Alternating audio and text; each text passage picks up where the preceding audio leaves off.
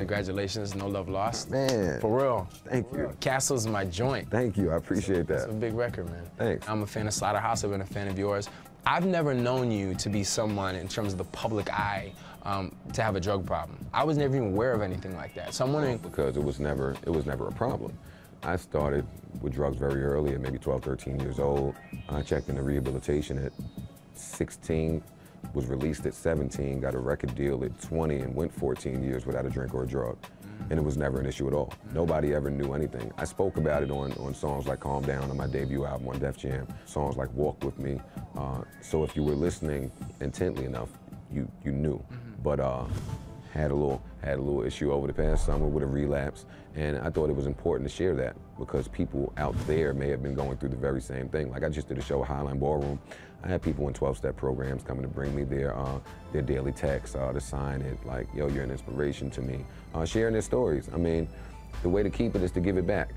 So you share your struggles in hopes that you can help someone else. When was it? Because I know M was instrumental in helping you out. Is that true, or is that? Well, M has his own struggles. So, I mean, he identifies.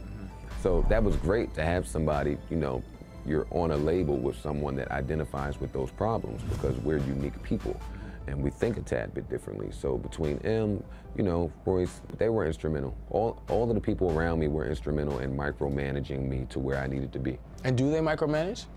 Well, they're that hands-on? That's we won't need to do that today. Yeah. But at that point, juggling a music career, you know, I say all the time, like I can look at an artist and tell, you know, who's being micromanaged, like who is having a problem juggling their career and their drug problem. And very many artists are.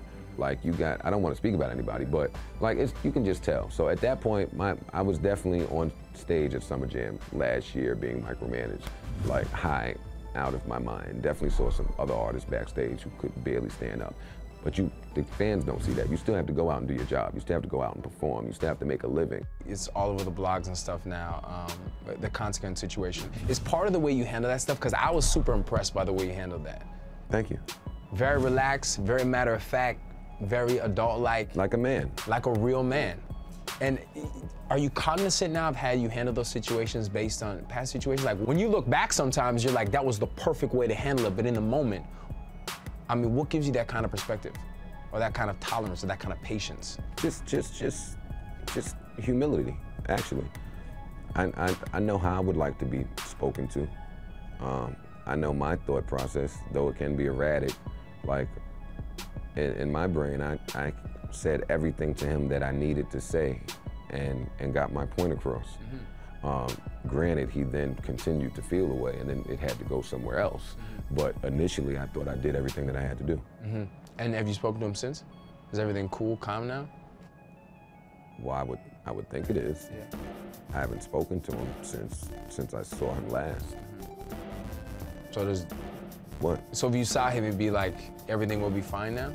Well, I couldn't. You don't know. I couldn't say that because when I had my initial conversation with him, he promised me everything was fine.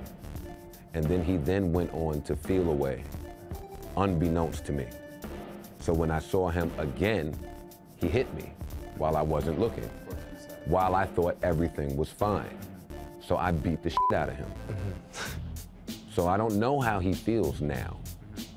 But the thing about, I'm a little off if I let it go there.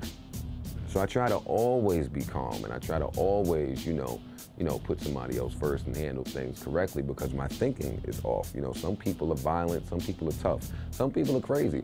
Crazy is me. Like I battled through depression. I thought about doing everything to myself. I've been suicidal at one point. I've come a long way. So that part of me is arrested today until things like that happen. So I thought about him up every time I saw him at one point. But we have a lot to lose today. So I'd rather not live like that. So I don't want any issues with anybody at all. But if I see him again and he would like an issue, I'll him up again. Okay. Sorry.